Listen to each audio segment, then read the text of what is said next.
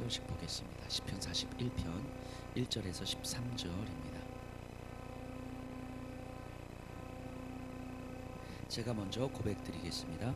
가난한 자를 보살피는 자에게 복이 있으며 재앙의 날에 여호와께서 그를 건지시리로다.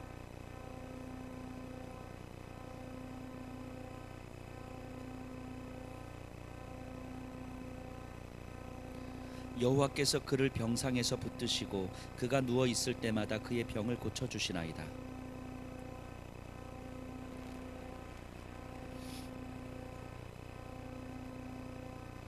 나의 원수가 내게 대하여 악담하기를 그가 어느 때에나 죽고 그의 이름이 언제나 없어질까 하며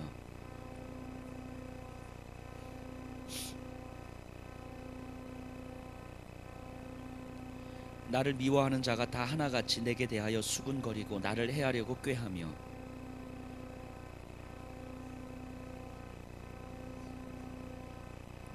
내가 신뢰하여 내 떡을 나눠 먹던 나의 가까운 친구도 나를 대적하여 그의 발꿈치를 들었나이다.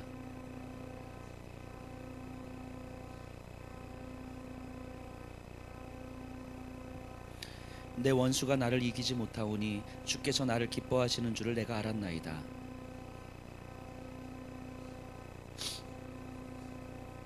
함께 고백합니다. 이스라엘의 하나님 여호와를 영원부터 영원까지 송축할지로다. 아멘, 아멘.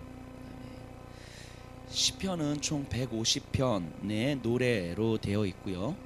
묶음이 5묶음으로 되어 있습니다. 그래서 시편은 총 5권의 책으로 이루어져 있습니다. 그 중에서 제 첫 번째 책이 1편에서 41편, 오늘 읽은 41편까지를 첫 번째 묶음 1편이라고 하는데요. 그러니까 시편 1편과 시편 41편은 첫 번째 책의 처음과 마지막을 이루고 있어요. 그래서 1편과 41편은 하나님께서 허락하시는 복에 대한 이야기로 시작을 합니다. 시편 1편 어떻게 시작하죠? 문장은 다 안 외우셔도 돼요. 첫 단어만 어떻게? 그렇죠. 다 외우시는데 지금 첫 단어만 하신 거잖아요. 그죠?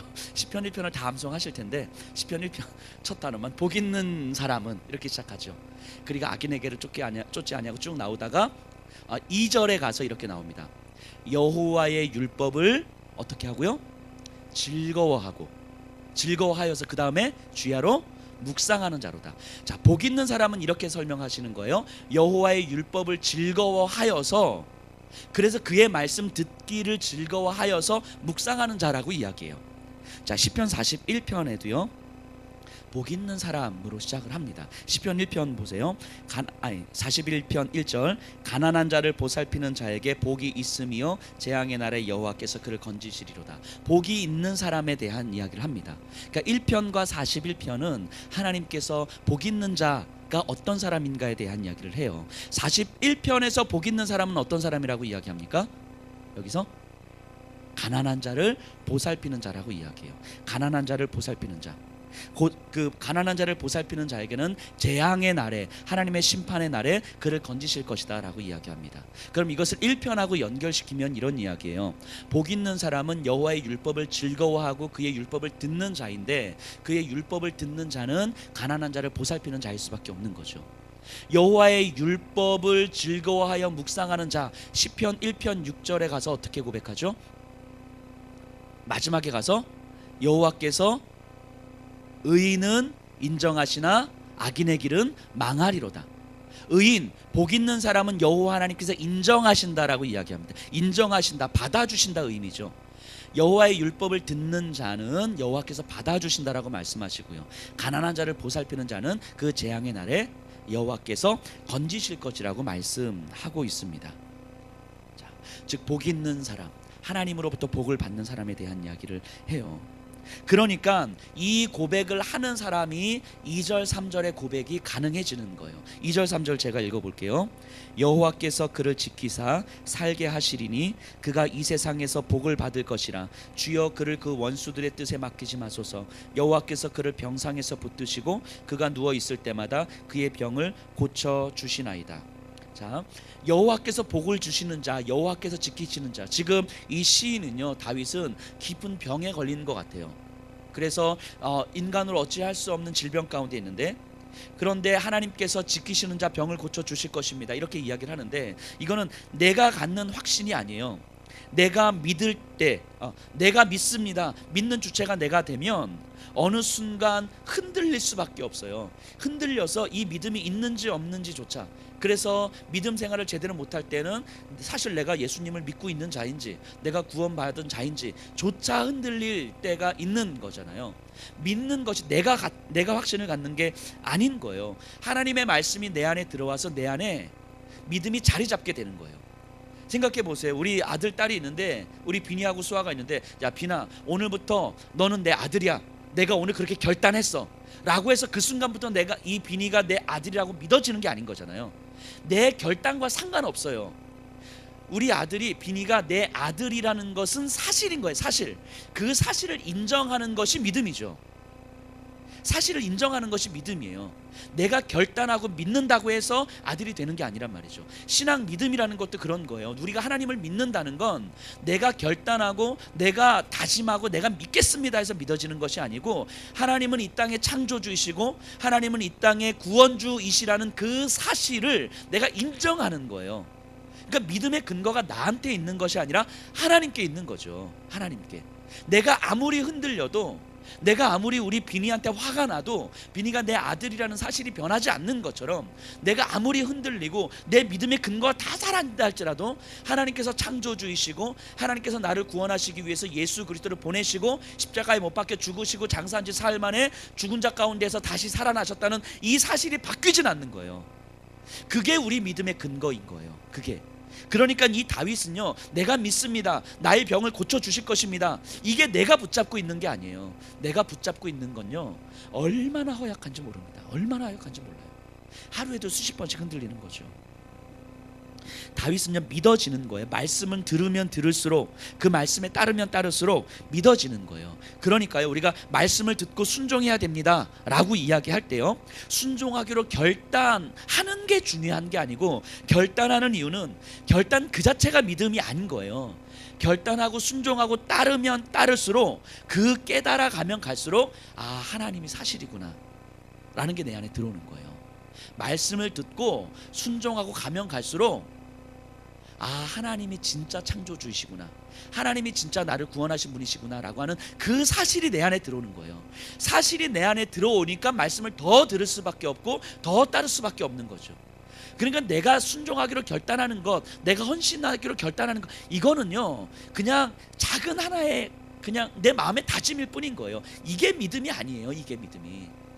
그러니까 제가 여기 있는 분들에게 오늘 이렇게 결단하셔야 됩니다 해가지고 여러분들이 결단하셨어요. 그게 믿음이 아니라는 걸 인정하셔야 되는 거예요. 내가 아무리 다짐을 하고 내가 아무리 헌신을 해도 그게 믿음이 아니라는 걸 아셔야 되는 거예요. 내가 순종하는 이유는 그 하나님의 사실을 내 안에 받아들이기 위한 나의 그냥 작은 행동일 뿐인 거죠. 그러면서 하나님을 받아들이게 되는 거예요. 그러면 그럴수록 하나님께서 허락하신 그 믿음이 내 안에 더 확실한 사실에 근거하고 있음을 흔들림 없이 단단하게 형성하는 거예요. 단단하게. 그래서 우리 자녀들에게 내가 아무리 화를 내도 넌 나가 이 새끼야! 이렇게 아무리 화를 내 그렇게 말한 적은 저는 없어요. 없습니다. 넌 나가 이 자식아! 넌 내 아들도 아니야! 라고 해도 아들이라는 사실이 흔들리지 않는 것처럼 우리의 믿음은 그렇다고요. 우리의 믿음은 그런 근거 위에 서 있는 거예요. 그러니까 우리가 믿는다고 착각하지 마세요. 내가 헌신한다고 하나님께서 좋아하실 거라고 착각하지 마세요. 내가 열심히 순종한다고 하나님께서 기뻐하실 거라고 착각하지 마세요. 우리의 순종은요, 하나님의 그 사실을 더 받아들이기 위한 하나의 작은 행동일 뿐이라는 겁니다.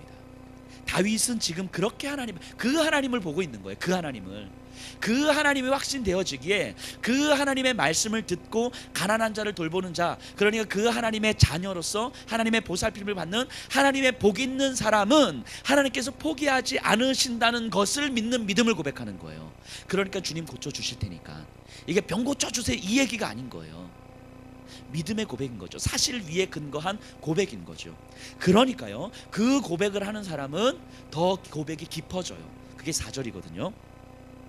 내가 말하기를 여호와여 내게 은혜를 베푸소서, 내가 주께 범죄하였사오니 나를 고치소서 하였나이다. 죄에 대한 고백입니다. 이게 하나님 내가 죄를 지어서 이런 병에 걸렸어요. 그러니까 나 용서해 주시고 내가 앞으로 잘할게요. 이런 게 아니에요. 이런 게 아닙니다. 이거는요, 그 하나님을 깨달아 가면 갈수록 내가 질병에 걸려 있습니다라는 사실보다 더 심각한 사실이 있다는 것을 깨닫게 되는 거예요. 내 존재가 죄인입니다. 내가 죄인입니다. 이걸 깨달은 거예요. 이걸 깨닫지 않으면요, 우리는 이렇게 되는 거예요. 하나님 용서해 주세요. 하나님 병 낫게 해주시면 나 진짜 잘 살게요. 하나님 내가 죄를 지어서 내가 하나님 앞에 범죄해서 이렇게 병 걸렸는데 나 용서해 주시면, 고쳐주시면 진짜 저 잘 살게요 해가지고 주님 병 고쳐주시면 어떻게 될까요? 또 똑같이 돌아가는 거예요.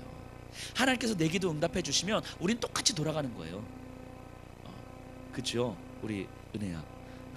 그 지난주에 제가 말씀드렸죠. 우리 교통사고와 병원에서 하나님 암이 아니면 내가 모든 걸 다 내려놓겠습니다라고 다짐하고 결단했어요. 우리 은혜가. 자, 근데요, 내가 죄인이라는 것까지 내려가지 않으면요, 진짜 내가 죄인이라는 것까지 내려가지 않으면 하나님 저 낫게 해주시면 진짜 하나님 앞에 헌신하겠습니다라고 기도해도요, 병 나면 다시 돌아가는 거예요. 그게 우리죠. 그게 우리. 그래서 다윗은 기도가 더 깊어지는 거예요. 어디까지요? 죄에 대한 고백까지요.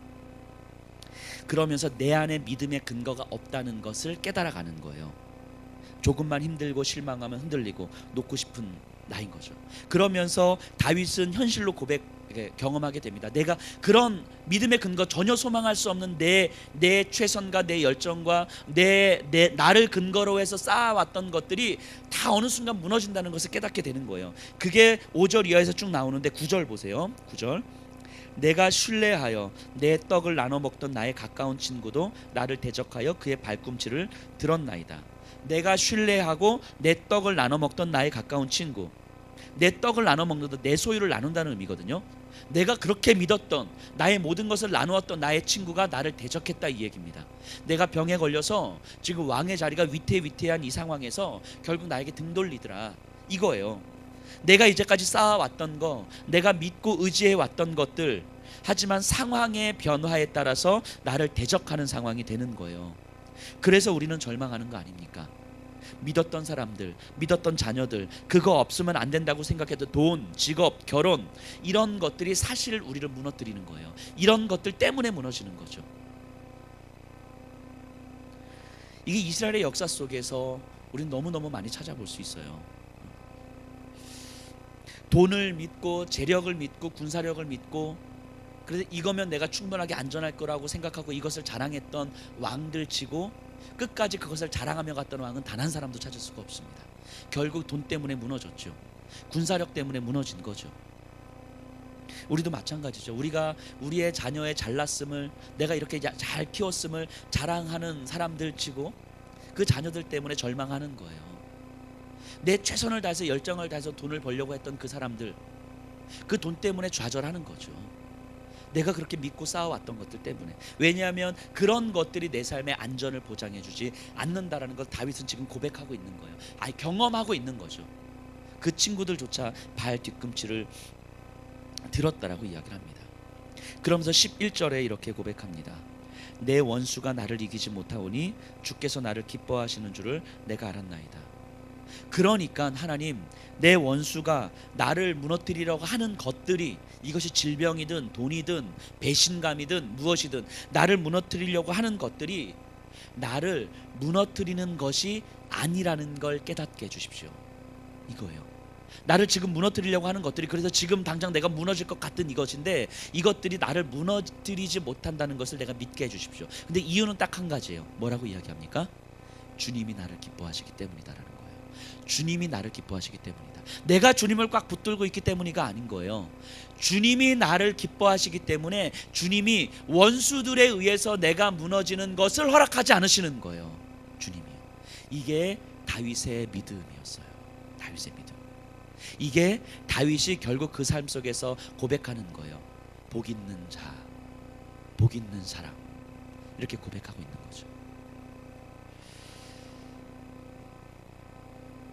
우리의 삶이 이 다윗의 고백을 따라갔으면 좋겠습니다. 복 있는 사람의 삶을 살았으면 좋겠습니다. 이 복 있는 사람을 포기하지 않았으면 좋겠어요. 그래서 그 하나님을 듣고 그 하나님을 보고 그 하나님을 따라가되 그 하나님이 어떤 분이신지에 대한 사실이 내 안에 쑥 들어와서, 그래서 정말 흔들리지 않는 그 사실에 근거하여서 내 믿음이 형성되고 있음을 봤으면 좋겠어요.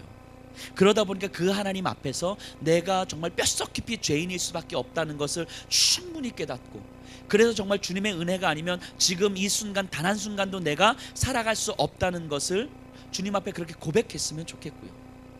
그러다 보니까 내 눈앞에서 나를 무너뜨리려고 하는 그것들 때문에 내가 마음이 조급해지고 절박해지고, 그래서 내가 돈이 없으니까 절박해진 이 상황 속에서 내가 돈을 막 붙들려고 하는데, 사람들 때문에 절박해서 내가 사람을 막 붙들려고 하는데, 그 순간 돈 때문에 내가 무너지지 않는다는 것을 믿었으면 좋겠어요.